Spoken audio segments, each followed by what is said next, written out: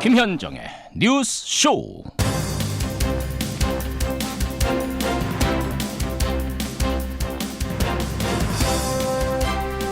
지금까지 실무회담들은 긍정적으로 진행됐으며 6월 12일 북미 회담이 열릴 것으로 예상하고 있다. 예, 간밤에 나온 백악관 대변인의 말입니다.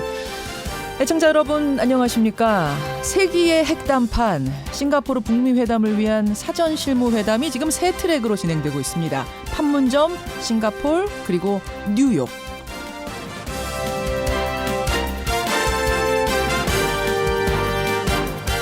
특히 주목해봐야 할 곳은 뉴욕인데요. 김영철과 폼페이오는 비핵화와 북미 수교는 물론이고 대륙간 탄도미사일 폐기 문제까지 지금 구체적으로 일정을 잡고 있다. 이런 이야기가 새어 나옵니다. 지금까지가 모의고사였다면 이제는 정말 실전입니다. 그런데요. 오늘은 섣부르게 진단하지 않겠습니다. 좀 진득하게 두고 보죠. 모든 일은 특히 한반도 문제에 있어서는 정말 끝날 때까진 끝난 게 아니더군요. 김현정의 뉴스쇼 출발합니다.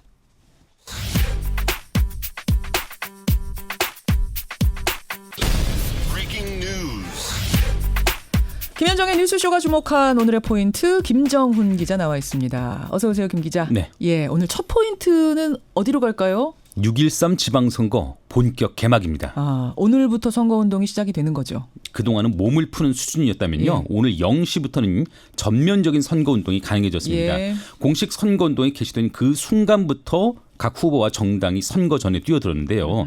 서울시의 경우에는 박원순 후보가 새벽 1시에 지하철 청소 노동자와 만났고요. 예. 김문수 후보 또 안철수 후보는 각각 야시장 상인들, 지구대 경찰들을 만나 인사하면서 선거운동에 첫 발을 뗐네요. 예. 이들 말고도 각 자치단체장 또 지방의원 후보들 그리고 12곳의 국회의원 재보선 지역구 후보들이 유권자들 만나서 지지를 호소해 나갈 예정입니다. 공식 선거운동 기간 이러면 뭐가 달라지는 거예요? 그동안은 예비 후보자였거든요. 그렇죠. 그러니까 예비 후보자로서 선거 사무소를 설치해서 명함 정도를 배포하는 이게 가능했는데 예. 이제는 후보는 물론 배우자 또 선거 사무원 등이 어깨띠를 메고 또 표차를 몸에 부착하면서 선거운동을 할 수가 있습니다. 또 오전 7시부터 오후 10시까지는 공개 장소에서 연설도 가능하고요. 예. 선거운동 광고도 가능합니다.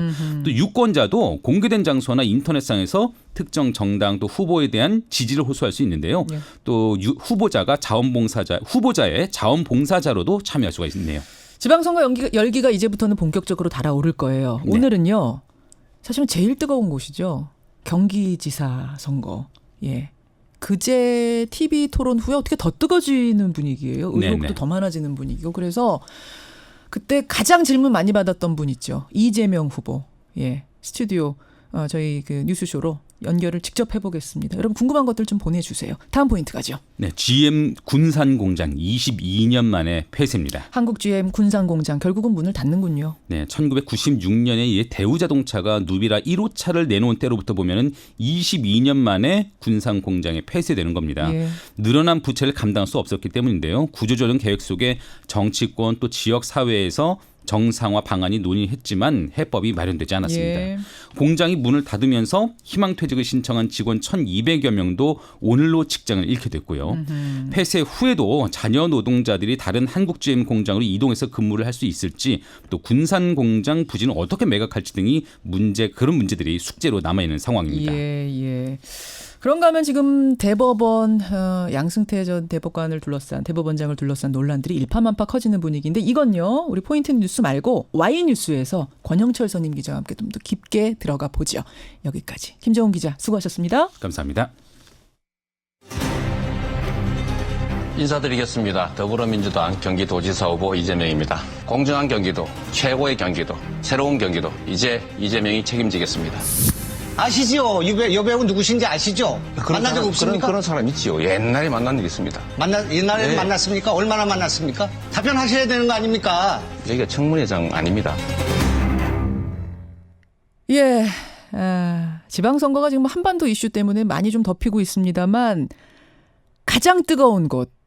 조금 전에 여러분 토론 들으셨죠? 어제 하루 종일 화제가 됐던 이 클립이 막 돌아다니는 거 아마 보셨을 거예요. 바로 경기도지사 선거입니다. TV 토론 내내 난타전이 펼쳐졌고 토론이 끝난 후까지 이렇게 화제가 되고 있는데 그 중심에 섰던 분은 바로 이분이죠. 더불어민주당 경기도지사 후보 이재명 후보 오늘 직접 연결해서 못다한 궁금증들 뭐 확실하게 돌아갈 것 없이 직접적으로 질문 드리겠습니다. 이재명 후보님 안녕하세요. 네, 반갑습니다. 이재명입니다. 그젯밤에 그 TV 토론 그 정도로 뜨거울 줄은 몰랐는데 굉장하더라고요. 뜨겁다기보다는 엉망진창이었죠. 엉망진창이었습니까? 흑색선전, 인신공격. 이게 이 토론회라고 하는 게 과연 4년 도정 잘했냐, 앞으로 누가 잘할 것 같냐 이런 걸 해야지 세상에 그 일베 게시판 보는 것 같았어요.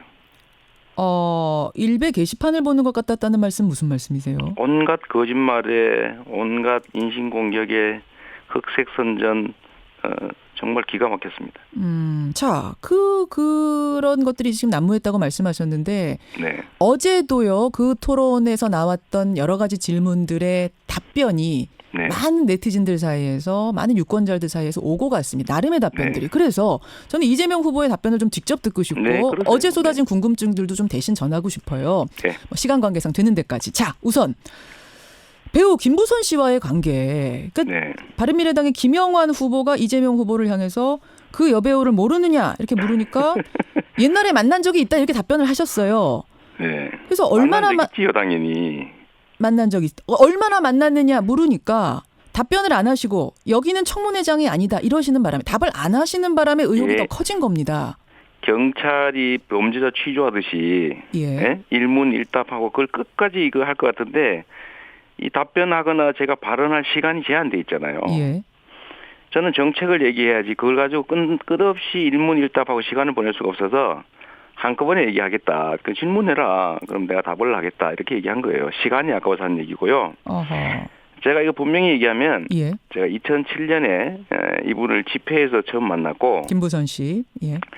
이분이 딸 양육비를 못 받아서 소송을 해달라고 했어요. 그래서 제가 그거 못 받았으면 당연히 받아줘야죠. 안 된 사람이니까. 근데 제가 시간이 많이 없어서 제 사무실에 가서 사무장하고 세부 사건 내용을 좀 상담을 해라. 소송을 하려면 필요하다고 해서 조사를 시켰는데 제 사무장한테 보고를 들으니까 이미 양육비를 받았다는 거예요. 이중 청구는 안 된다. 했더니 그냥 해달라고 해서 이게 무슨 수임료를 주는 것도 아니고 뭐 돈 받아서 그중에 일부를 갖는 이런 방식의 소위 후불제 소송인데 이길 수 없는 사건은 할 수가 없다. 라고 해서 제가 거절했죠, 결국은. 그게 답니다. 그리고 이것 때문에 섭섭했던 모양인데 제가 하나만 얘기할게요. 이분이 그 후에 이렇게 인터뷰를 어딘가 했어요. 동갑내기 총각이라고 속인 사람하고 뭐 어떻게 했다. 이 사람하고 인천 가서 연인들처럼 사진도 많이 찍었다. 잠자리 얘기까지 한겨레와의 인터뷰에서 했습니다. 그 사람 얘기를 한 거죠. 그리고 1년 동안 오피스텔 얻어서 미래하느라고 월세가 1,000만 원씩 들었다. 그런데 이분이 한 번도 저를 지목한 일은 없어요. 실명이 나온 적은 없습니다. 네, 한 번도 없어요. 그런데 사람들이 보면 혹시 이재명 아닐까라고 생각할 수 있는 요소들을 곳곳에다 글에다 넣어놓은 거죠.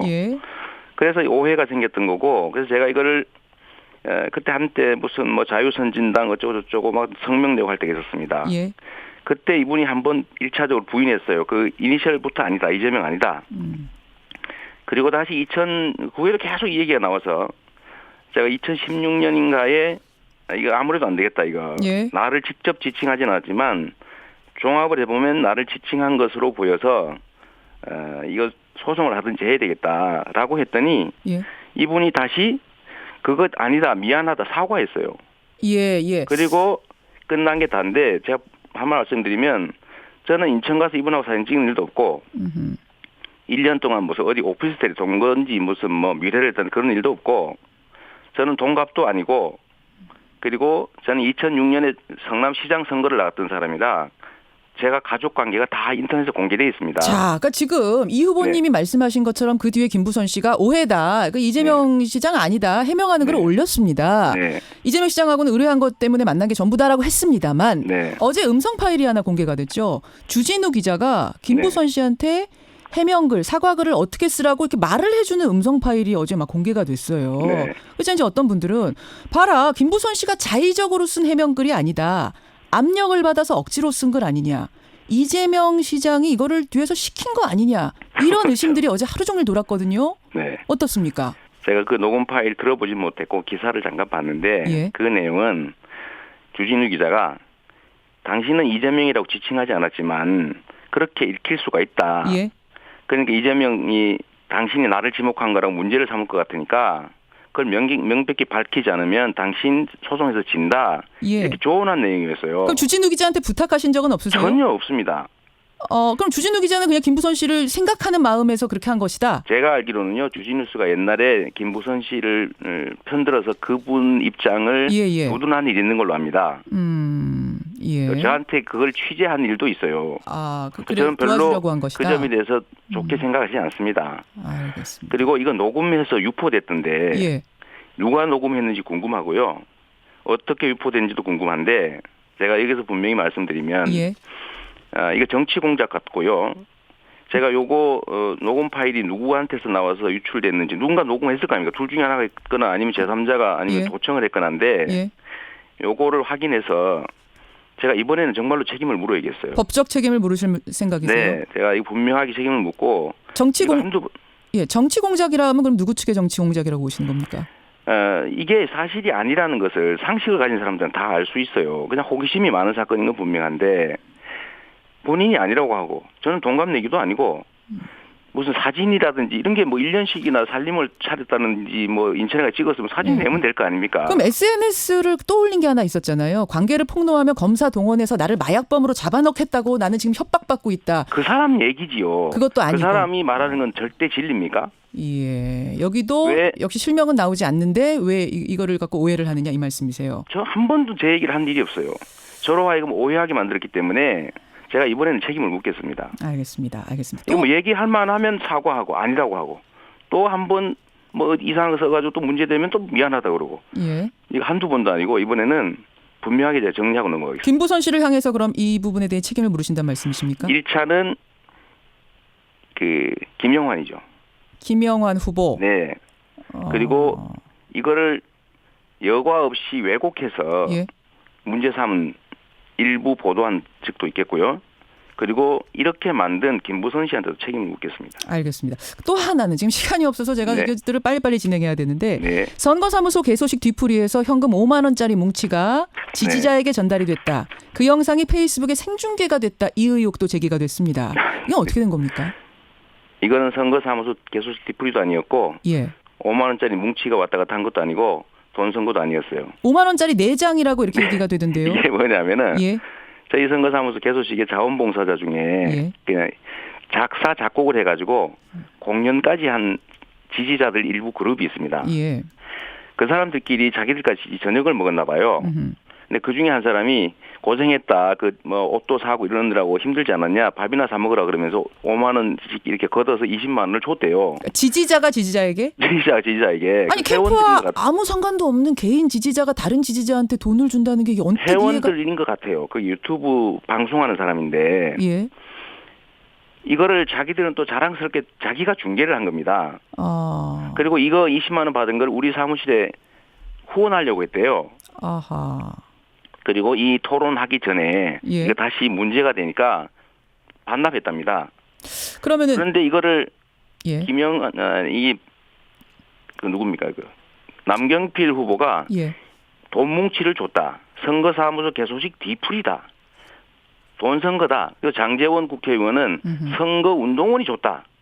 이건 명백한 마타도와 비방 허위사실 유포인데 요것도 이번이 아니고 이번에 이제 끝난 다음에 요거에 책임을 묻겠습니다. 이것도 법적 책임 묻겠다. 그러면 그냥 열성 지지자가 자발적으로 한 일이다 그 말씀이세요? 그걸 제가 어떻게 합니까? 자기들끼리 한 일을. 자기들끼리 한 일. 이 작은 일들을 침소봉대해가지고 이거 남경필 후보는 영상을 봤을 거 아닙니까? 근데 이게 왜 지지자가 지지자에게 돈을 주느냐 이건 뭐 의혹 수준에서 문제 제기를 할 수는 있을 것 같은데요. 그 자체를. 할 수 있는데 선거사무소 개소식 뒤풀이. 이재명의 선거운동원이 줬다. 돈 뭉치를 줬다. 5만 원짜리 뭉치를 이 돈 선거다. 이게 맞다도 오지 뭡니까? 자, 또 하나 넘어가 보겠습니다. 시간상. 이재명 후보가 과거에 형수에게 한 욕설 음성 파일. 이게 자유한국당 홈페이지에 공개가 됐죠. 5개 버전으로. 이 부분에 대해서 저희 프로그램에 출연하셨던 한국당 정태옥 대변인은 욕설 파일 공개는 공익에 해당한다. 만약 남 후보에게도 이런 공익적으로 검증해야 할 문제가 있다고 생각하시면 이재명 후보도 공개하셔라. 그것은 문제가 안 되는 엄연히 해야 할 검증이라고 말을 했습니다. 어떻게 생각하십니까? 일단 이거는 정말로 불법을 밥 먹듯이 하는 이 적폐 집단의 범법 행위가 분명하고요. 그래서 자유한국당은 사라져야 될 이 정당인 거예요. 이 범죄 집단입니다. 공익을 위한 부분이라는 부분에 대해서는 어떻게 생각하세요? 인격 검증? 이게 일단은 제가 분명히 말씀드리지만 여러 차례 제가 욕설한 건 잘못이죠. 사과드리고요. 다만 이 일에 있어서 형님의 시정 개입이나 이런 것들 이권 청탁이나 이권 개입을 막기 위한 것이라는 점 하나 하고 또 이 어머니를 어디를 어떻게 칼로 쑤셔서 어떻게 하겠다 이런 이 폐륜 폭언 그리고 어머니를 두들겨 패서 입원시키고 하는 이런 폭행 이런 사건 때문에 생긴 것이라는 점을 한번 좀 이해해 달라는 부탁 하나 드립니다.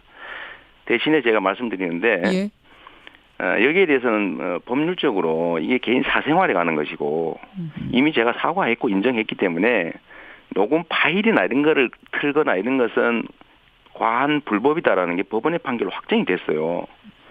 그런데 이거를 다시 이렇게 공당이 하고 있는데 제가 그렇게 하려고 합니다. 그렇게 원하니 제가 이거는 선거 끝날 때까지 그냥 놔둘 생각이에요.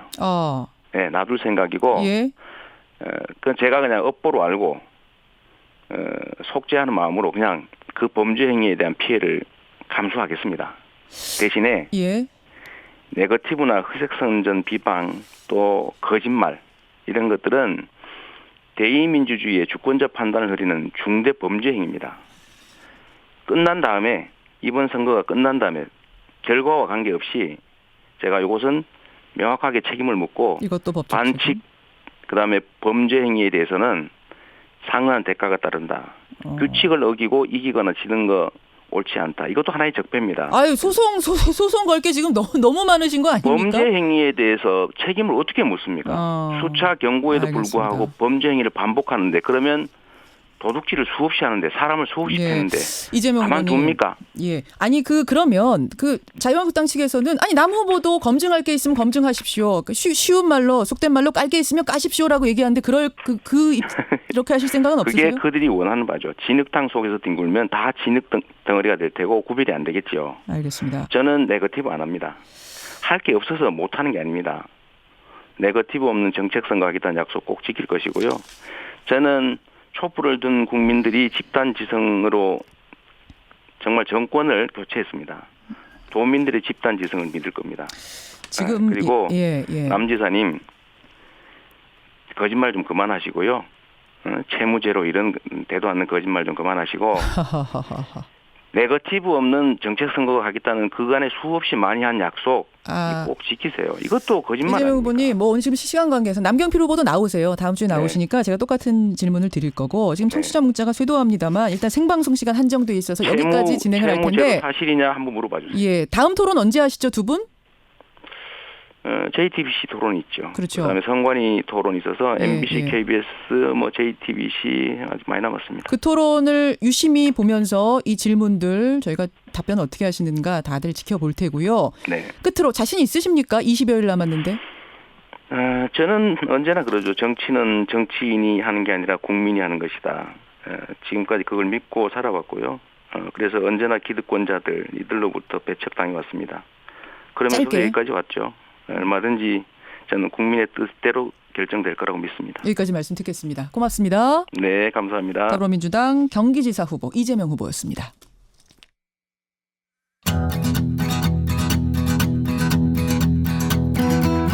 김현정의 뉴스쇼는 청취자 여러분의 참여로 이루어집니다. 트위터, 페이스북, 레인보우 게시판, 그리고 단문 50원, 장문 100원의 유료 문자 샵 1212, 우물정 1212 통해 참여하실 수 있습니다. 김현정의 뉴스쇼, 여러분과 함께 만듭니다. 김성환의 행간 시사평론가 김성환 씨 나오셨습니다. 어서 오십시오. 네, 안녕하세요. 오늘은 행간 바로 들어가죠. 네, 대한항공 물컵 갑질 사태가 터진 지 한 달 보름이 지났는데 예. 총수 일가는 아직도 끄떡도 하지 않고 있죠. 드디어 대한항공 2대 주주인 국민연금이 움직이기 시작했습니다. 예. 어제 국민연금 기금운영위원장을 맡고 있는 박능우 보건복지부 장관이 주주권 행사를 제안했습니다.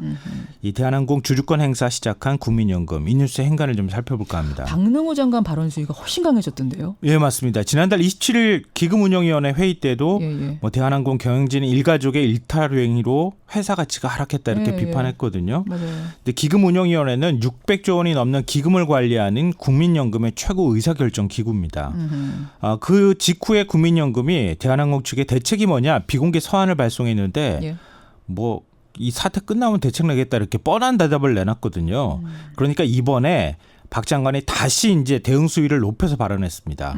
공개적인 우려를 표명하고 공개 서한을 발송하고 경영진 면담을 추진하겠다 이렇게 얘기를 한 겁니다. 자, 대한항공에 대한 주주권 행사에 적극적으로 나선 국민연금 이 뉴스의 행간 들어가죠.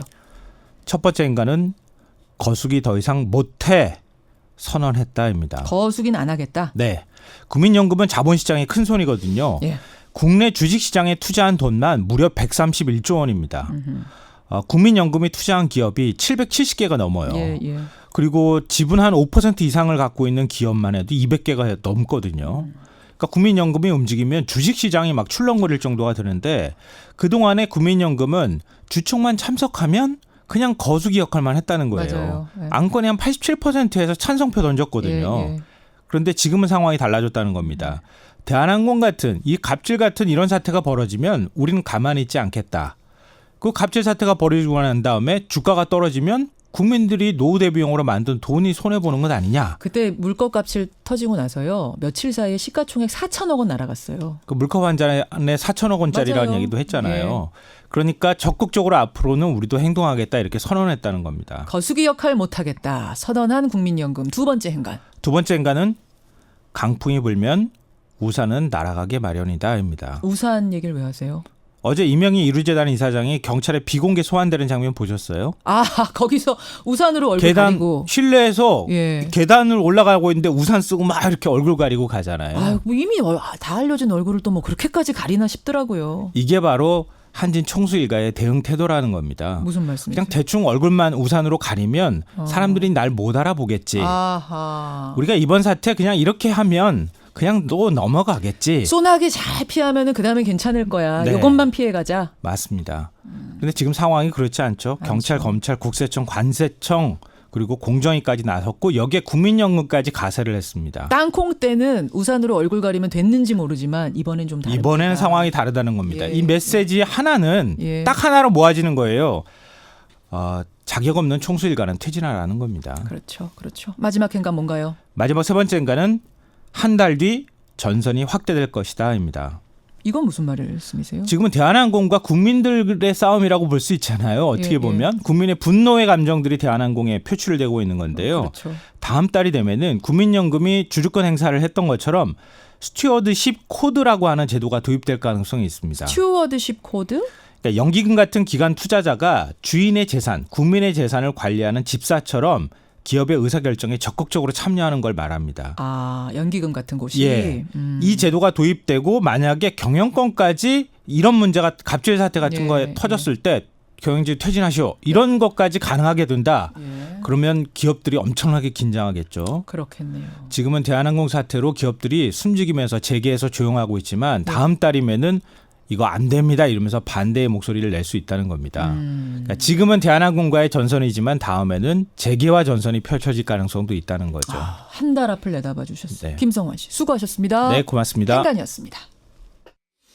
예, 경기지사 이재명 후보의 인터뷰 들으시고 많은 분들이 질문들 더 보내주고 계시고요. 남경필 지사 김용환 후보와 인터뷰도 좀 준비해달라 요청하시네요. 입으로 가겠습니다.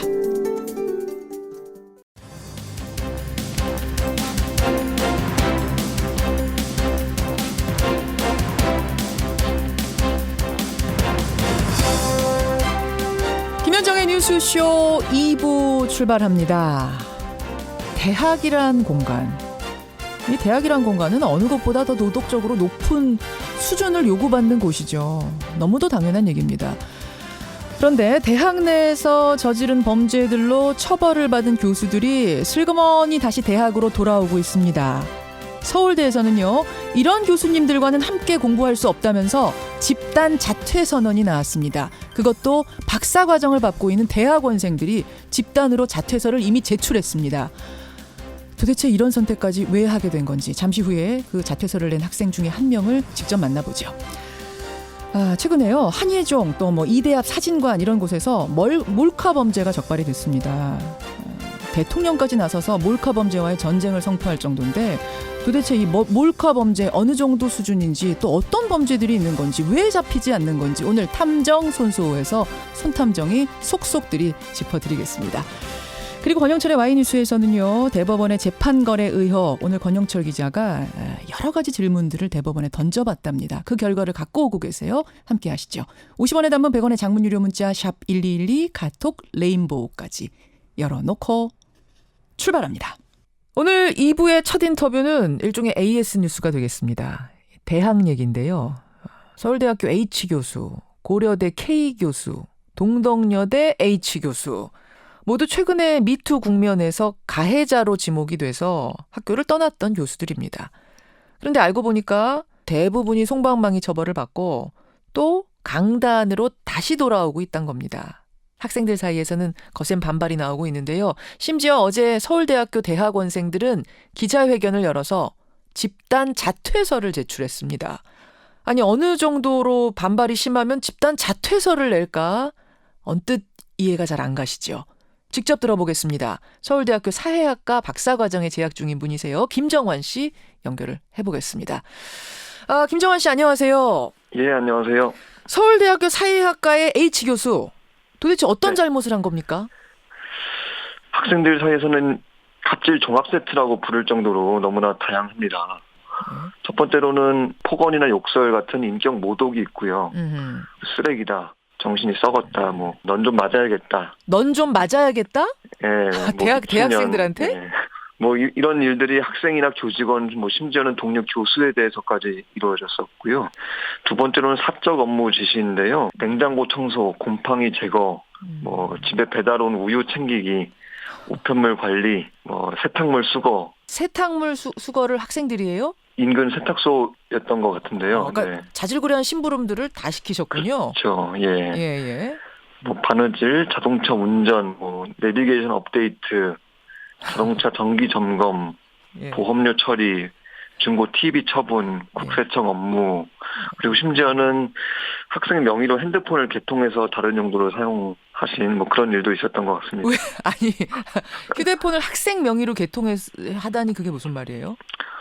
네, 뭐 어떤 용도인지는 잘 모르겠지만 학생 명의로 핸드폰을 개통해 오라고 해서 했던 일이 있었던 것 같습니다. 야, 아니 물론 학생들이 자발적으로 심부름도 하고 뭐 집안일도 도와드리고 이럴 수도 있습니다만 지금 이거는 그 상황이 아니라 강압적으로 뭐 갑을 관계에서 이루어진 일이란 얘기죠. 예, 그리고 지속적으로 있었고요. 이런 일들을 남들은 모르게 우리끼리만 알자라는 식의 내용들이 아마 메일로 남아 있었던 것 같습니다. 야, 이거 뭐 거의 몸종 수준인데. 예. 알겠습니다. 그럼 폭언과 갑질 행동 하나가 있고 또 이제 성희롱 관련한 문제인데요. 예.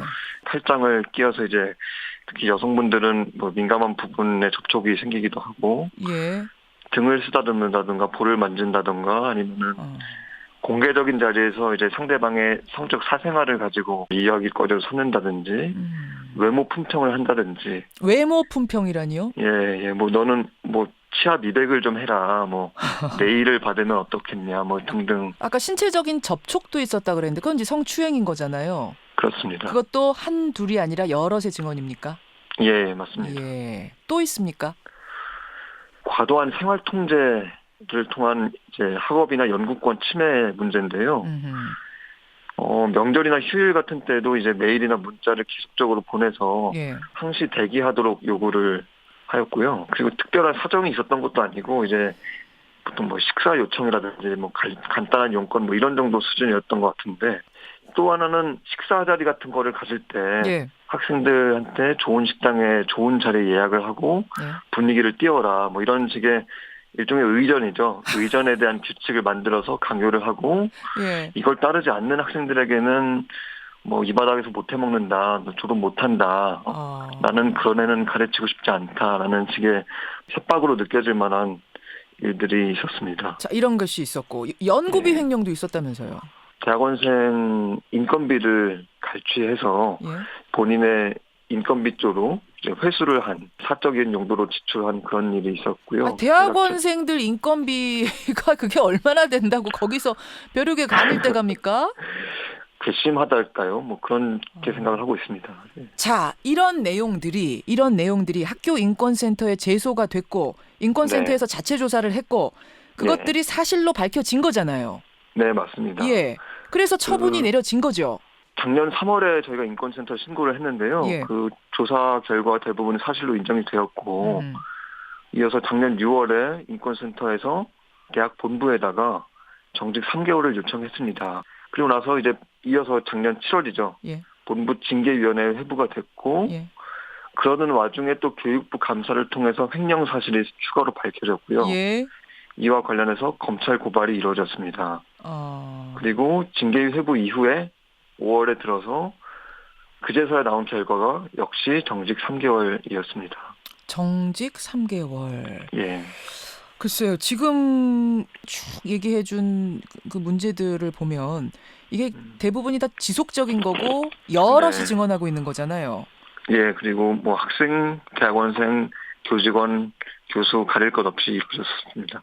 근데 3개월 정직이라면 3개월만 쉬었다 돌아올 수 있다 이 얘기잖아요. 그렇습니다. 지금 학생들 반발하고 있고 교수들은 괜찮다 이런 쪽이세요? 아니요. 저희 학과 교수진들께서도 다 같이 공통의 입장을 내셨는데요. 학생들과 뜻을 같이 한다. H 교수 복귀는 불가하다라는 입장을 내셨습니다. 그런데도 정직 3개월로 지금 정해진 거예요?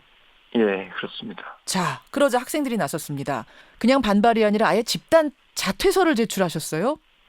네. 아니, 대학원생이라고 하면은 지금 나이들도 꽤 찬 분들이잖아요. 김정환 씨는 실례지만 나이가 어떻게 되세요? 한 30 중반 정도 됐습니다. 아니 30 중반까지 학교에서 계속 그 길로 공부하시던 분이 자퇴를 이미 제출하셨어요? 예, 제출했습니다. 아니 어떻게 하시려고요? 저희도 참 더 이상 수가 없다는 막막함에 이렇게 제출을 했던 거고요. 예. 몇 분이나 지금 이런 결정을 내리신 겁니까, 대학원생들? 이 문제를 처음으로 제기했던 저희 과의 대책위가 총 10명인데요.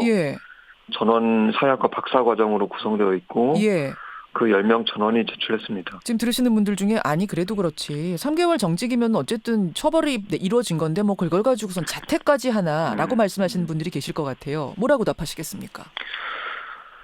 이게 참 절박했던 거죠. 절박했던 건데 저희 주변에 부당하게 고통을 받는 동료가 있었다는 걸 알게 되고 그에 대한 죄책감 때문에 좀 나서게 됐습니다. 그래서 자체적으로 대책을 꾸려서 피해 사례 조사하고 학과에 문제 제기하고 인권센터에 신고하고 수차례 진술 반복하고 요구하는 대로 자료 제출하고 이것이 왜 인권 침해고 성희롱이고 부당한 일인지 설명하고 의견서 쓰고 입장문 쓰고 기자회견문 쓰고 보도자료 쓰고 학칙 찾아보고 규정 찾아보고 이렇게 인터뷰 요청받고 1년 반이 지나갔습니다. 책 읽고 논문 써야 될 그 시간에 그 사이에 저희가 할 수 있는 제도적인 수단이라고 하는 건 다 동원했거든요.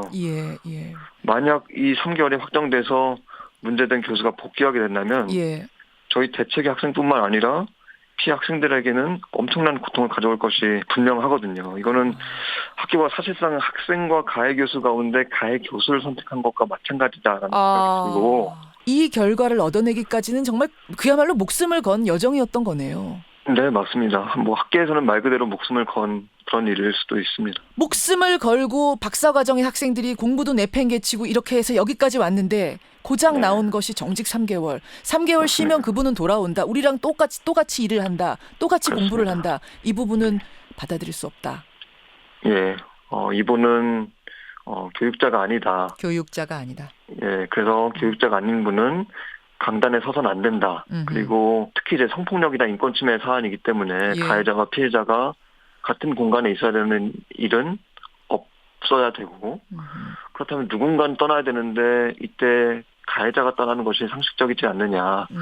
학생이 이후에 부담을 모두 떠안게 되는 사태를 방지할 수 있는 유일한 방법은 현재 제도상으로는 해임 이상의 중징계라고 생각을 합니다. 그 교수 입장을 뭐 대변을 하자면 네. 어쨌든 난 지금 반성하고 있는데 아예 파면까지 가는 건 일종의 교수 인생에 대한 사형 선고나 마찬가지인데 너무 과한 거 아니냐 이렇게 항변을 할 수도 있을 것 같아요. 뭐라고 답하시겠어요? 일단 이 해당 교수와 관련해서 이미 몇몇 학생들이 진로를 바꾸거나 학과를 떠났고요. 이미 떠났어요. 일을 그만둔 직원들도 있습니다. 예. 그리고 이제는 10여 년의 공부 끝에 이제 박사 학위를 눈앞에 둔 10명의 학생들이 자퇴서를 내고 학교를 떠날 지경에 처해 있고요. 예. 그래서 해임이나 파면이 과하다고 하는 분들의 입장도 사실은 어떤 말인지는 알겠어요. 그러니까 어떻게 딴 교수 자리인데 그걸 빼앗으면 되냐. 그 사람 인생 어떻게 하냐. 뭐 먹고 사냐. 뭐 이런 거죠. 그렇겠죠. 그런데 그 걱정을 왜 가해 교수에 대해서만 하고 학생에 대해서는 하지 않느냐 이거죠. 예. 예, 학생의 인생은 어떻게 하는 거죠? 그럼. 배우로 학교에 왔는데 교육을 받는 게 아니라 상처를 받으면은 그 환멸이나 상실감, 자책감을 어떻게 보상합니까? 평생 공부하겠다고 맘먹고 이제 취직 포기하고 대학원 온 사람들이 예. 학위도 못 따고 이런 일 겪고 나가면은 학생들도 굶어 죽습니다. 그렇게 힘들겠다는 교수 자리를 왜 학생들 괴롭히는 데 쓰는지 정말로 이해가 안 되고요. 예. 지금이라도 당장 뭐 교수 자리 하나 나면은 박사 수십 명이 몰려들어서 성실하게 교육하고 연구하겠다라는 분들 많은데 그 힘든 자리에 앉으셨으면은 더 큰 도덕성이나 책임감을 가지시고 그 부담을 감당하시는 게 마땅하다고 보고 대학이란 곳이 교육기관이고 연구기관이지 교수들을 지키는 요새가 아니잖아요. 네. 김정환 씨. 네. 30대 중반까지 오로지 이 길만 판 거잖아요. 네, 뭐 저뿐만 아니라 다른 동료들도 그렇습니다. 아니 이거 이제 어떻게 해야 되나? 김정환 씨의 인생은 또 다른 동료들의 인생은 어떻게 되는 거나 저는 이제 뭐 조금 더 나이 많은 사람으로서 덜컥 그 걱정이 들어요. 예, 저희도 지금 앞길이 잘 예상이 되지는 않은 상황이고요. 예, 답답한 상황입니다. 오죽하면 네. 이분들이 오죽하면 이런 길을 택했을까? 이건 장난이 아닌데 인생을 건 네. 일인데 오죽하면 이랬을까? 우리가 그 부분에 집중해야 됩니다. 그리고 지금 많은 대학에서 이런 교수들이 지금 돌아오고 있는데 과연 이것이 맞는 것인가? 특히 이제 성폭력이 지금 여기 있었단 말입니다. 뭐 이건 어디서도 네. 일어나서는 안 되겠습니다만 특히 상하탑에서의 성폭력은 그 어느 곳에서보다도 용납될 수 없는 문제인데 네. 이게 이렇게 가볍게 다루어질 수 있는 것인가도 분명히 다시 생각해봐야 될 것 같습니다. 오늘 고맙습니다. 예, 감사합니다. 예, 서울대학교 H교수 정직 3개월에 대해서 대학원생들이 10명이 집단 자퇴서를 냈습니다. 그중 한 분 김정환 씨였습니다.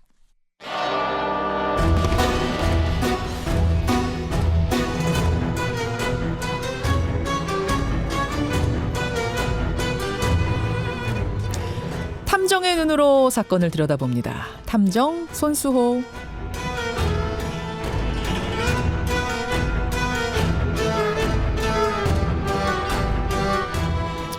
관심을 모으고 있는 사건을 보다 자세히 들여다보는 시간이죠. 탐정 손수호. 오늘도 손수호 변호사 나오셨습니다. 어서 오십시오. 네, 안녕하세요.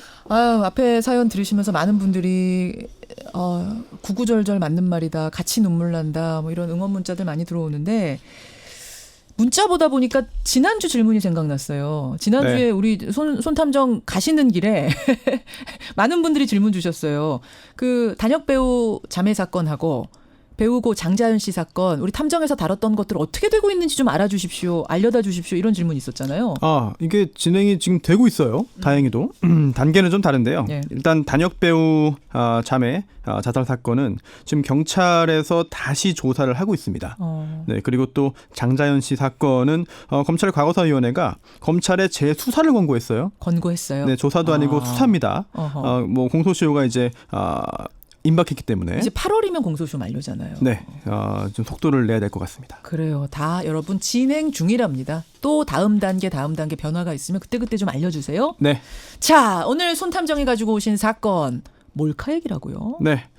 지금부터 말씀드릴 사건이요. 다 이번 주에 보도된 사건들이에요. 어떤 겁니까? 한국예술종합학교, 한예종이라고 하면 더 편하겠죠? 예. 예. 한예종 캠퍼스 여자 화장실에 남성이 침입해서 카메라를 이용해 몰래 촬영하다가 발각돼서 도망친 사건이 있었고요. 문 아래로 손이 쓱 들어왔대요. 네. 예. 또 같은 날이었어요. 이화여대 교문 앞에 사진관에서 일하면서 여성 고객의 신체 일부를 몰래 촬영하고 또 추행까지 했던 20대 남성이 경찰에 붙잡혔습니다. 바닥에다가 렌즈를 설치해놨답니다. 이 알바. 네.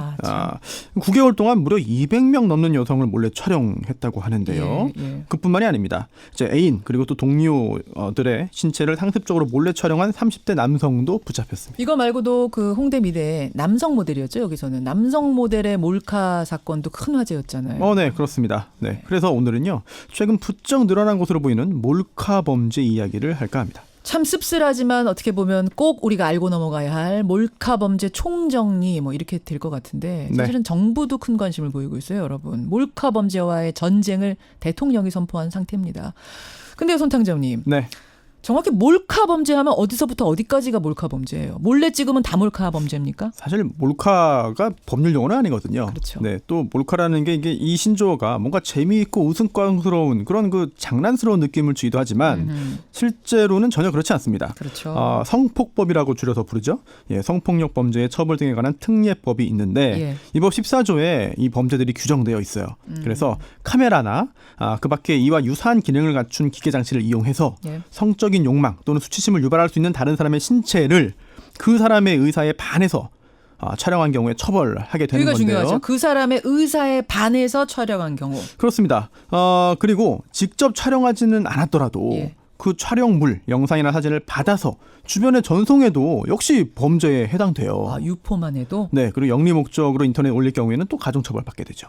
그러면 이제 이런 경우 있잖아요. 동의하에 촬영했어요. 뭐 사귈 때 동의하에 촬영했는데 네. 동의를 받아 촬영했더라도 그걸 나만 보는 게 아니라 유포한다. 그럼 그것도 몰카 범죄입니까? 그렇습니다. 촬영 당시에는 이제 그 촬영 대상자의 동의를 얻어서 합의하에 찍었다 하더라도 그 후에 그 상대방 촬영 대상자의 의사에 반하여 그 촬영물을 이제 유포했을 경우에 뭐 반포, 판매, 임대, 제공, 전시, 상영이라고 하는데요. 이런 경우에 형사처벌 대상이 됩니다. 그렇군요. 몰래 찍은 게 아니니까 뭐 엄밀히 보면 몰카 범죄라고 하기 어려운 측면도 있어요. 그래도 몰래 퍼뜨렸다는 점에서는 몰카 범죄 아니에요? 그렇습니다. 이제 불법 촬영 범죄라는 범죄에는 속하기 때문에요. 특히 이 같은 법조항의 1항, 2항에 있어요. 네, 같이 묶어서 보면 될 것 같습니다. 그래요. 여러분 정확히 하셔야 됩니다. 그러니까 몰래 찍는 것뿐만 아니라 유포만 해도 받아가지고 유포만 해도 다 범죄다. 다 범죄인데 지금은 수사기관의 여건상 현실적으로 최초 촬영자와 최초 유포자 위주로 지금 수사와 처벌되는 거지 지금도 처벌 대상이기 마찬가지입니다. 잡으려면 다 잡을 수 있는 거예요. 자, 그래요. 몰카 범죄. 그럼 유형을 들어가 보죠. 어떤 게 있습니까? 네, 첫 번째 가장 쉽게 떠오르는 유형이죠. 뭐 휴대전화나 뭐 초소형 카메라 또는 뭐 망원렌즈 달린 카메라 등을 이용해서 몰래 영상이나 사진을 찍는 겁니다. 예를 들면 지하철 같은 곳에서 여성들 치마 속 몰래 찍었다가 걸리는 그런 사람들. 이런 게 대표적인 이런 몰카 범죄 유형이죠. 네, 지난주에도 한 사건이 보도됐죠. 네, 서울 지하철역의 그 에스컬레이터에서 올라가면서 여성의 치마 속을 촬영한 남성인데요. 경찰이 CCTV를 통해서 확인해서 붙잡았어요. 그런데 이 남성의 휴대전화에서 10대 여학생을 포함한 여성의 특정 신체 부위 사진이 무려 6,000장 발견됐습니다. 6,000장이요? 이 저장도 와, 휴대폰 용량 되게 큰가 봐요. 6,000장. 또 3년 동안 서울, 부산, 광주를 비롯해서 전국을 돌면서 지하철, 아파트 단지 참 장소도 가리지 않고 찍었다고 하네요. 이야, 진짜 많이 찍었네요. 네, 또 부산에서도 있었습니다.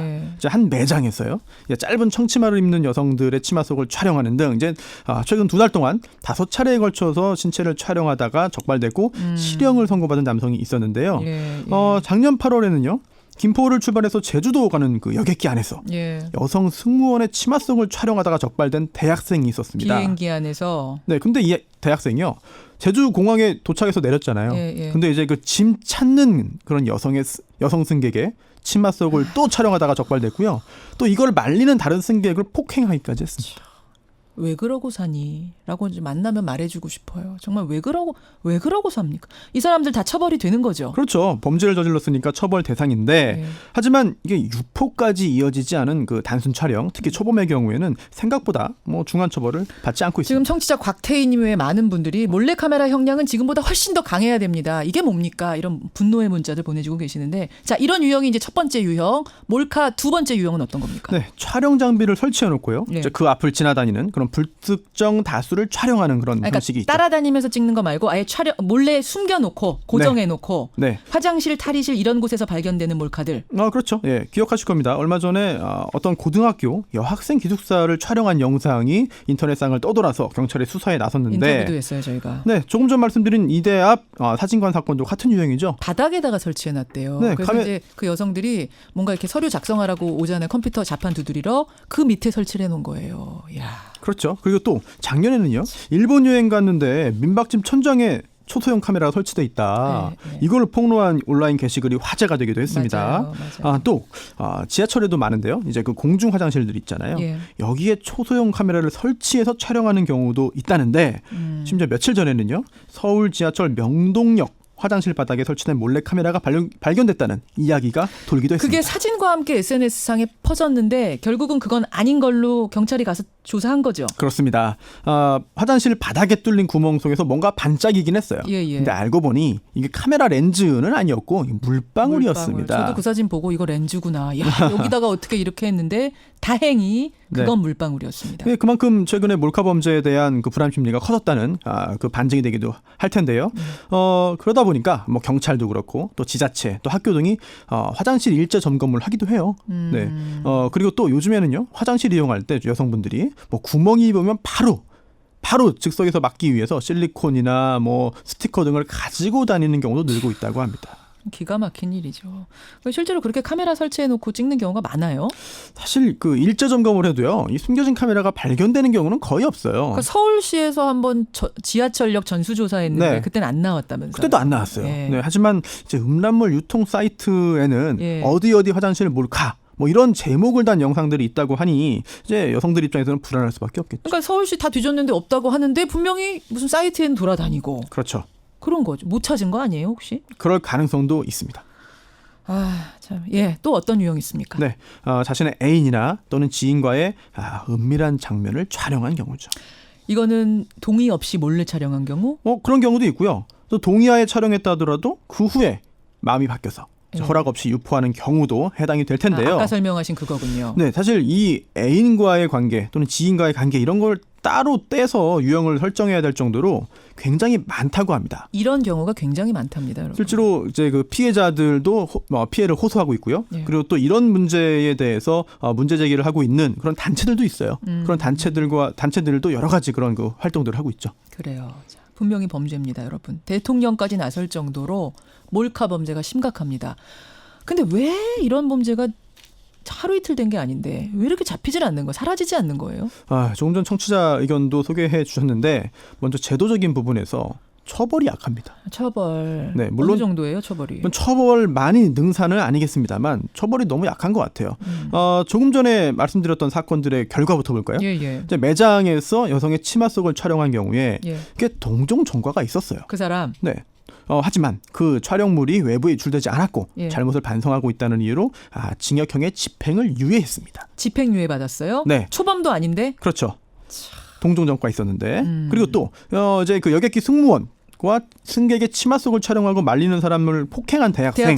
이게 죄질이 불량하고 피해자가 큰 충격을 받았다라고 하면서도 결과는 벌금 500만 원형이었습니다. 달랑 그게 다예요? 네. 성폭력 치료 프로그램 40시간 이수까지. 성폭력 교육 40시간 받고 500만 원? 네. 끝! 그렇죠. 벌금형이죠. 네. 이게 또 어느 부위를 촬영했느냐, 또 그 부위의 노출 정도가 어땠느냐, 또 피해자가 특정 가능하냐 여부에 따라서 또 형량이 달라지는데요. 그렇기 때문에 이제 상습법이거나 뭐 영상을 유포한 경우라면 몰라도 단순한 초범이라면 실제로 교도소에 가는 경우는 사실은 많지는 않습니다. 이거 법안 좀 고쳐야 되는 거 아니에요? 좀 강하게? 국회에서도 이런 노력을 하고 있어요. 그래서 여러 법안이 발의는 돼 있는데 그런 법안들이 효과가 있는지는 둘째치고 일단 국회에서 제대로 된 논의 그리고 통과까지 되지 않고 있는 상황이죠. 국회가 그런 이유에서라도 빨리 정상화가 돼야 될 것 같네요. 몰카 범죄가 계속되는 근절 안 되는 두 번째 이유는 뭡니까? 네, 기술의 발달 때문에 촬영, 복제, 유포가 너무 쉽습니다. 그러니까 찍어서 퍼뜨리기가 너무 쉬워졌다. 그렇죠. 네, 우리나라 대부분의 국민들이 휴대전화, 특히 스마트폰 가지고 다니잖아요. 그렇죠. 또 카메라도 매우 기술이 좋아져서 소형화됐습니다. 구멍 아주 작은 것만 있어도 설치 가능하고요. 그러니까 찍기도 너무 쉽고 유포도 너무 쉽고. 그렇습니다. 사실 유포도 굉장히 쉬운 게 우리나라 인터넷 통신망 발달 잘 돼 있잖아요. 네. 아주 싸고 편하게 전송 가능하고요. 또 디지털 파일이기 때문에 복제를 해도 뭐 화질이 떨어지지 않습니다. 그러니까 이게 잡아도 A라는 사이트에서 잡아도 이미 그 사이트에 누군가가 B 사이트로 퍼뜨렸으면은 B 사이트가 또 번지고 네. B 사이트에서 잡아도 C로 넘겼으면 또 C에서 퍼지고. 인터넷 환경의 특징이죠. 순식간에 퍼지는. 그러니까 애초에 유출되는 거. 요거는 왜 그런 거예요? 처음부터 이렇게 그 공개 또는 유출을 목적으로 찍는 경우도 있죠. 예. 아니면은 뭐 앙심을 품고 이제 나중에 공개하는 경우도 있는데 사실 이런 개인적인 사정보다 이제 몰카 범죄의 기업화 그리고 산업화 영향이 더 크지 않을까 제가 이게 생각됩니다. 궁금했어요. 그러니까 개인적으로 뭐 A가 B한테 야 바꿔보자 이러다가 퍼지는 이런 거 말고 산업화, 기업화가 돼가고 있다. 이게 무슨 소리예요? 관련 단체들에게 물어보니까요. 예. 이 음란물을 수집해서 여기에 광고를 입힌대요. 자막으로. 광고비를 받는 거예요? 네. 그래서 그 광고를 붙여서 유포하는 조직인데 광고비를 받는 경우도 있고 아니면 본인들이 하는 영업에 대한 광고를 붙이는 자기네 거죠. 광고. 네. 그렇기 때문에 이제 그런 사람들이 영상을 모으기 위해서 여러 가지 그런 인센티브를 제공하는 거죠. 어떤 광고가 붙어요? 일단 불법 도박 사이트 광고. 도박. 네. 그리고 또 성매매 관련된 광고 이런 것들을 붙여서 유통을 하게 되는데 이 음란물 유통 조직이 이제 음란물 사이트를 만들고 또 회원을 모읍니다. 그리고 여러 사람들이 또 여기를 들어와서 봐야 본인들의 목적이 충족되는 거잖아요. 그렇겠죠. 그러니까 영상이 계속 필요합니다. 근데 본인들이 만들어 찍을 수는 없으니 뭐 한계가 있으니 자료를 모아야 되는데 이제 간혹해서 여러 가지 그런 이벤트를 열어서 자극적인 영상물에 상금이나 상품을 주기도 한대요. 콘테스트를 열어요. 자, 갖고 있는 것들 다 내놓으십시오. 상금 드릴게요. 뭐 이런 식으로. 네, 그러다 보니 애초에는 뭐 이제 유출할 생각이 없이 촬영한 것도 결국 여기로 흘러갈 수 있게 되는 거죠. 그러니까 상금 1, 2, 3등한테만 준다고 하더라도 일단 거기 제출한 거는 1,000개, 2,000개, 10,000개 막 될 수 있는 거죠. 한 번 그 영상이 또는 제출되면. 사진이 이렇게 노출되면은 그 다음부터는 걷잡을 수 없습니다. 그러네요. 또 다른 경로가 하나 있는데요. 이제 인터넷 커뮤니티나 SNS는요.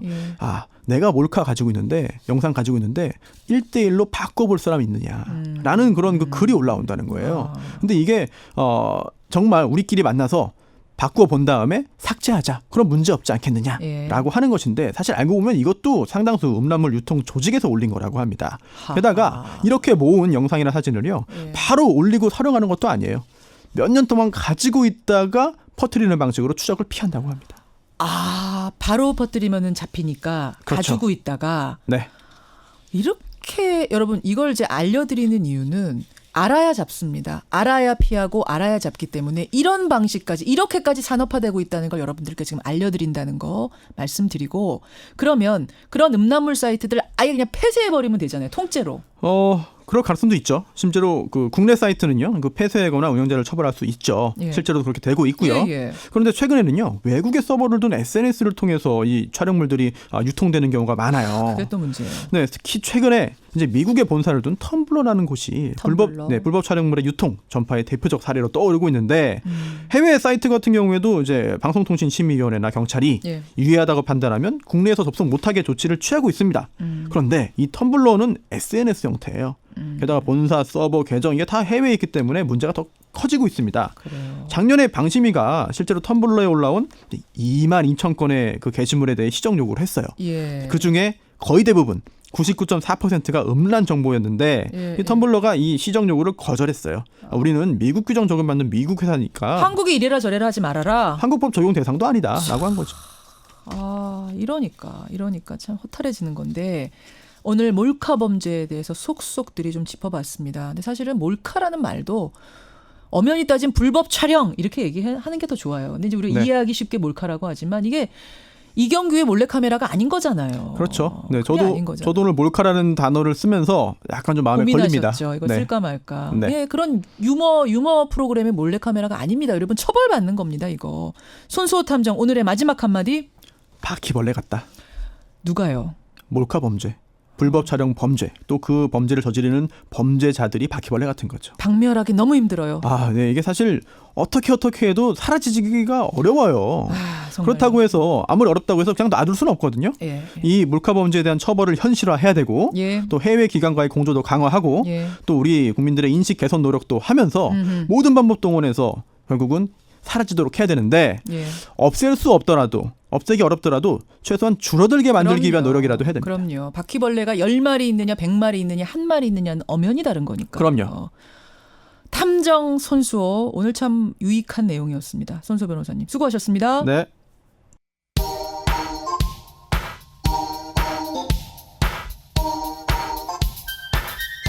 김현정의 뉴스쇼 CBS 라디오와 함께하고 계십니다. 저는 퇴근길 시사자키 정관용입니다. 전누리님 바퀴벌레라면은 약이라도 치지. 그리고 요즘 독한 약 계속 나오잖아요. 그런 독한 약이 필요합니다 하셨어요. 주요선님 최소 5억 정도 벌금을 물어야 된다. 김태영님 김대영님이시군요. 도찰이라고 하죠. 김용남님은 불찰이라고 하죠. 다양한 아이디어들 지금 보내주고 계세요. 권영철 선임 기자 어서 오십시오. 안녕하십니까. 도찰, 불찰로 몰카란 이름을 좀 대신하자 이런 아이디어 괜찮네요. 좀 검토를 해보시죠. 그것도 네. 괜찮을 것 같아요. 장난스러운 이름보다 이게 엄중한 이름, 네이밍 중요한 것 같습니다. Y뉴스 뭐 가지고 오셨어요? 요즘 하도 굵직한 뉴스가 많죠. 예. 그 상대적으로 덜 주목받는 뉴스이긴 합니다만은 박근혜 정부 사법부와 청와대의 재판 거래 의혹입니다. 이게 민주주의 근간을 흔드는 일이고 있어서도 안 되고 있을 수도 없는 일이지만은 실제로 거래가 일어난 정황들이 사법부 자체 조사에서 드러나고 있습니다. 정말 충격적입니다. 정말 충격적인 여러 가지 사건들 중에서도 저는 으뜸으로 충격적인 게 이거 같은데. 청와대와 사법부의 재판 거래 의혹 왜 강제 수사가 불가피한가 이렇게 제목을 정해봤습니다. 재판 거래라고 우리가 단정적으로 얘기해도 되는 거예요? 그쪽에서는 인정합니까? 현직 판사들과 전직 대법관을 비롯해서 여러 법조인들에게 물었더니 예. 재판 거래, 재판 흥정, 사법농단 등의 표현에 대해 부인할 수 없게 됐다는 반응입니다. 부인할 수 없다. 특조단 보고서에도 상고심의 절박한 상황을 해결하여야 한다는 미명하에 판결을 거래나 흥정의 수단으로 삼으려고 한 흔적들이 발견되었습니다는 표현이 있고요. 예. 한 전직 대법관은 사법부의 본질적인 기능과 가장 핵심적인 원칙이 심하게 훼손됐다. 그렇죠. 예. 그렇죠. 실제적으로 많은 판사들이 재판 거래라는 말을 쓰고 있습니다. 재판 거래. 재판 거래라고 우리가 얘기하는 순간 이건 범죄잖아요. 그렇습니다. 이거는 명백한 범죄 행위입니다. 예, 그래요. 사법부는 그러면은 이 범죄 행위가 인정된다고 해야 될 텐데 예. 지금의 스탠스를 보면은 범죄 혐의까지는 인정되지 않는다 이런 거 아니에요? 특조단의 조사 결과가 그런 거죠. 예. 그 때문에 면죄부를 줄여야 한다는 비판이 제기되고 있습니다. 그렇죠. 물론 재판을 거래했다는 구체적인 증거나 진술이 있는 것은 아닙니다. 문건에 볼 때 그런 거래 의혹 흔적들이 나온다는 그러니까 것이거든요. 문건만으로는 의혹 정도다. 이게 뭐 직접적인 증거는 아니다. 재판에서 유죄를 선고할 만큼의 증거라고 보기는 어려운 거죠. 특조단이 강제 수사권이 없지 않습니까? 예. 그래서 관련자들의 진술이나 문건에만 의존한 한계가 있기 그렇죠. 때문입니다. 그렇죠. 그 특조단이 이제 이걸 사법행정권 남용 사례에 대해서 형사적 구성 요건 해당성 여부를 검토했지만은 직권 남용죄 해당 여부는 논란이 있고 예. 업무 방해죄는 성립하기 어려우며 그 밖의 사항은 뚜렷한 범죄 혐의가 인정되지 않는 것으로 판단했다. 그 관련자들에 대해 형사상 조치를 취하지 않기로 하였다. 이게 지금 보고서에 나와 있는 내용입니다. 그런데 양승태 전 대법원장하고 박병대 전 법원 행정처장은 조사조차 못했잖아요. 특조단이. 조사도 안 했죠. 못했죠. 안 했죠. 예. 그러면은 지금 이 결론이 네. 이게 과연 맞는 것인가? 그러니까 형사고발이나 수사 의뢰하지 않고 자체 징계만 하겠다는 이 정도 결론이 맞는 것인가 의심하게 돼요. 조사 보고서는 지금까지는 그런 의도로 읽힙니다. 이럴 경우에 핵심인 양승태 전 대법원장, 박병대 전 법원행정처장, 임종원 전 법원행정처 차장까지 핵심 3인방이 모두 면죄부를 받게 됩니다. 그렇죠. 법관의 징계는 최장 1년이고 퇴직한 법관은 징계 대상이 아닐 뿐 아니라 탄핵소추 대상도 아니기 때문입니다. 그래서 봐주기라는 그런 비판이 나오는 겁니다. 그렇죠. 네. 그래요. 재판거래 의혹을 밝히기 위해서는 강제 수사가 불가피한 게 아니냐. 오늘 Y에서 던진 물음은 바로 이거였는데 어떻습니까? 그렇습니다. 검찰이 됐건 아니면은 특별검사가 됐건 강제 수사가 불가피해 보입니다. 법원 내부에서도 수사가 필요하다는 입장입니다. 저는 이게 궁금했어요. 그러니까 권영철 선임 기자나 뭐 우리야 강제 수사합시다 이럴 수 있지만 네. 법원 내부의 소리는 어떤 법조인들이 법적으로 보는 시각은 어떤가가 궁금했는데 지금 그 사법정책연구원으로 있는 차승환 판사가 어제 연합뉴스 TV에 출연해서 수사 필요성을 언급했는데요. 그 부분 잠시 들어보시죠. 예. 저희가 이미 3번 정도 조사를 했고 지금 제 입장은 이건 이제 수사가 필요한 상황이 아닌가. 그러니까 핵심 관계자들이 출석을 거부하거나 답변을 하지 않아도 확인할 방법이 지금 없는 상태 아닙니까? 춘천지법의 유영재 판사도 검찰 수사나 특검, 국정조사 등 사법부 외부에서 이 사안을 해결할 방안이 나올 수 있다라고 얘기를 했고요. 한 전직 대법관은 사법부가 이번 계기에 살도 도려내고 피 흘리는 개혁을 하지 않으면은 어떻게 하겠나. 평지 풍파를 일으키고 피가 뚝뚝 흘러야 한다. 이런 얘기를 하게 됐고요.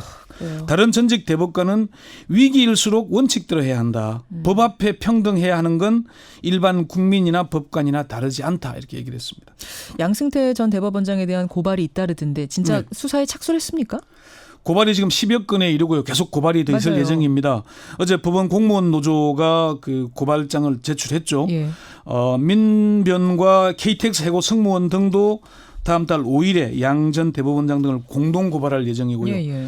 그렇지만 검찰은 아직 신중한 입장입니다. 대법원에서 수사 의뢰를 하거나 고발을 하기 전에는 먼저 움직이긴 어렵다. 이 사람들의 고발만으로는 움직이기 어렵다.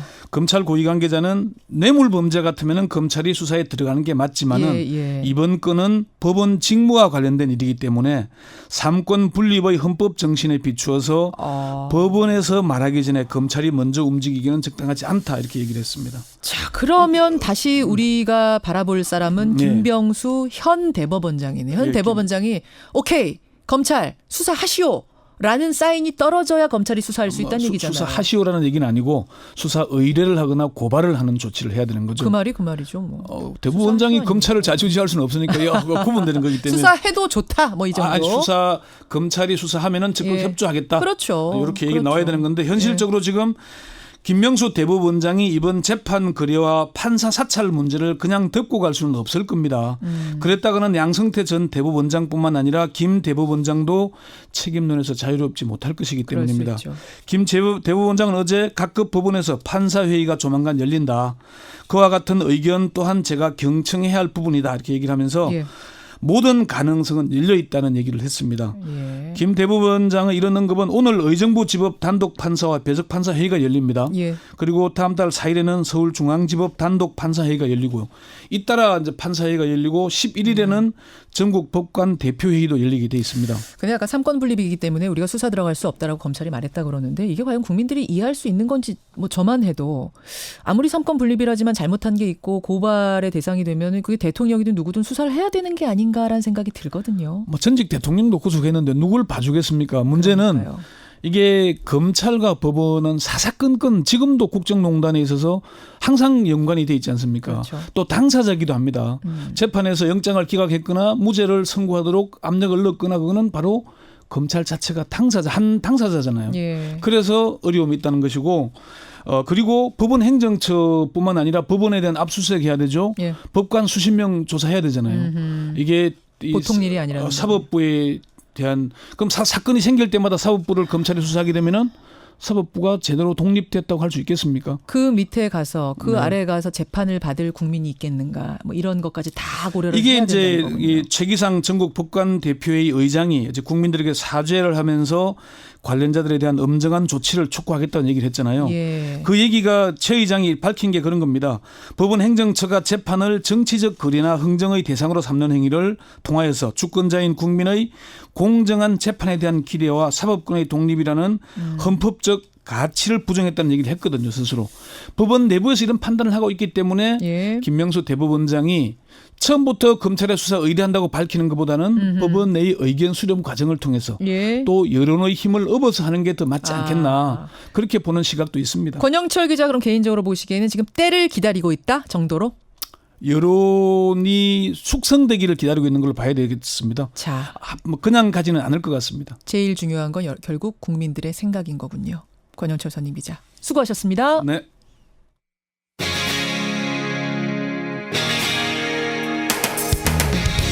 여러분께서는 지금 CBS 라디오 김현정의 뉴스쇼를 함께하고 계십니다. 마른 땅에 콩을 심었습니다. 호맹이 같은 연필로 꾹꾹 눌러 글자를 만들었습니다. 기억과 아가 친구하면 가 소리 내고, 기억이 기억을 업고 걸어가면 까라고 읽습니다. 우리 선생님 생각이 나서 콩밭을 매다 꽁 하고 불러보니 연초록빛 떡잎들이 까르르 까르르 텃밭에서 웃고 있습니다. 이귀래님이 쓴 콩밭에서 공부하다라는 시로 시작을 했는데요. 어때요? 막 글자 배운 시인의 기쁨, 즐거움 이런 게 좀 느껴지시나요? 최근 발간된 엄마의 꽃이라는 시집 속에 실린 작품입니다. 이 시집에는요, 이런 시가 100여 편이 실려 있는데 모두 다 막 글을 깨우친 어머님들의 작품이라고 그럽니다. 누가 이런 책을 내셨나 했더니 섬진강 시인 김용택 씨가요, 이 시들을 다 모아서 엮은 책이라고 하네요. 오늘 화제 인터뷰 김용택 시인 연결을 해보죠. 아, 김용택 선생님 안녕하세요. 안녕하세요. 아니, 본론 들어가기 전에 제가 우리 김 선생님을 연결하면 늘 첫 번째로 드리는 질문 있잖아요. 네. 오늘의 섬진강은 어떤 모습입니까? 지금 이제 연두색에서 예. 초록으로 건너갔습니다. 아, 벌써 건너갔어요. 초록으로 건너가 버리면 꽃들이 산에 펴요. 하얀 꽃들이 많이 핍니다. 충청나무 꽃도 피고 이팝나무 꽃도 피고 이제 강변에는 찔레꽃이 피고. 야. 이제 문외기를 하죠. 아니 그냥 뭐 그 한복판에 서 있으면 시가 절로 나오겠는데요. 네. 그래요. 이번에 낸 시집 저는 이게 선생님 김용택 시인이 신간을 내셨나 하고 봤더니 그게 아니라 선생님이 어머님들의 시를 한 100여 편 골라서 묶어서 내신 책이라고요? 그렇습니다. 어떤 겁니까? 전국에 그 문해학교라는 게 있어요.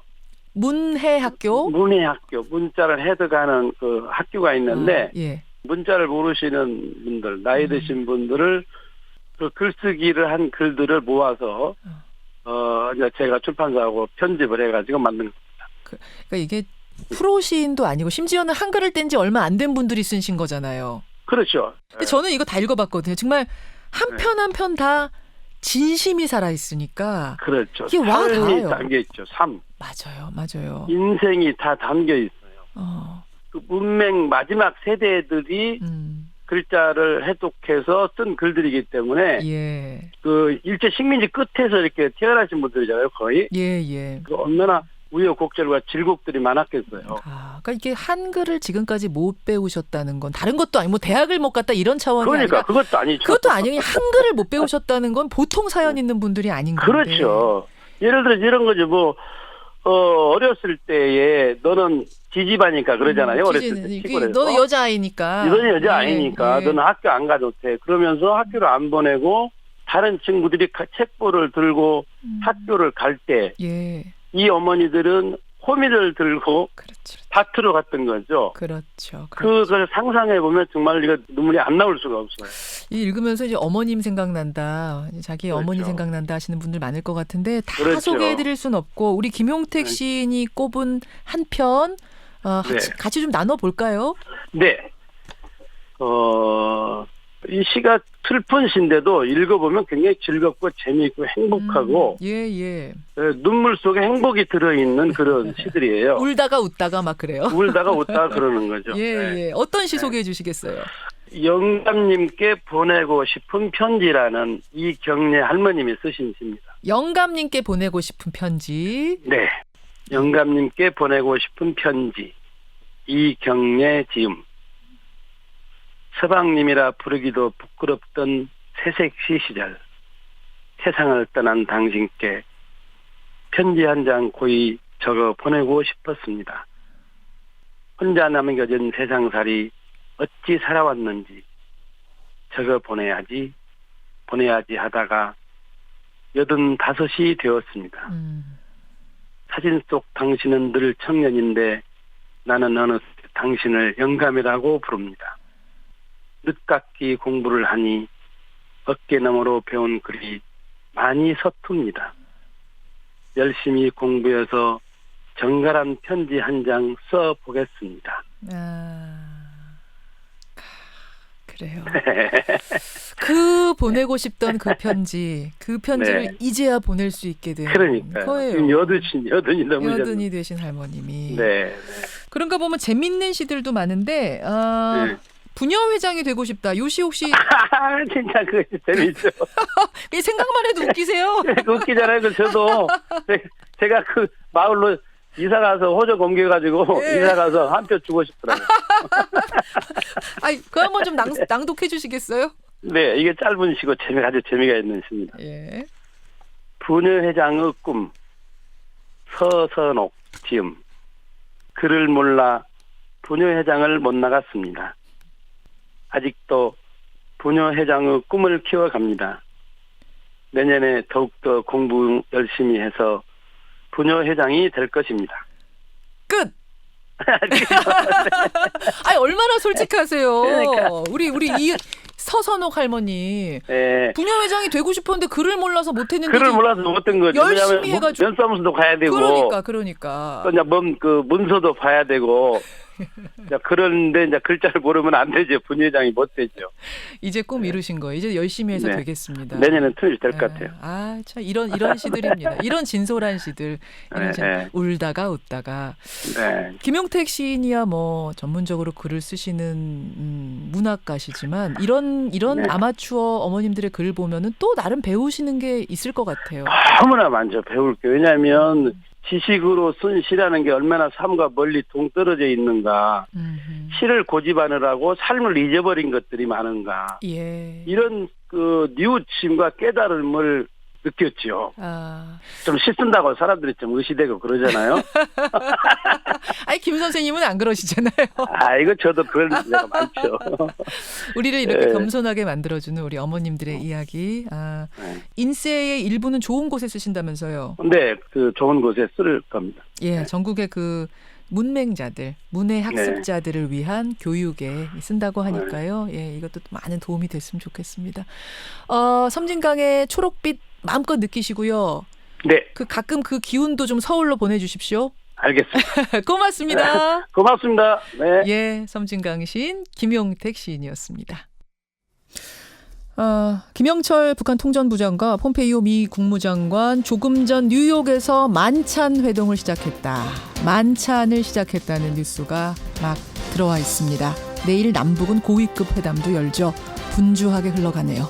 내일 뵙겠습니다. 고맙습니다.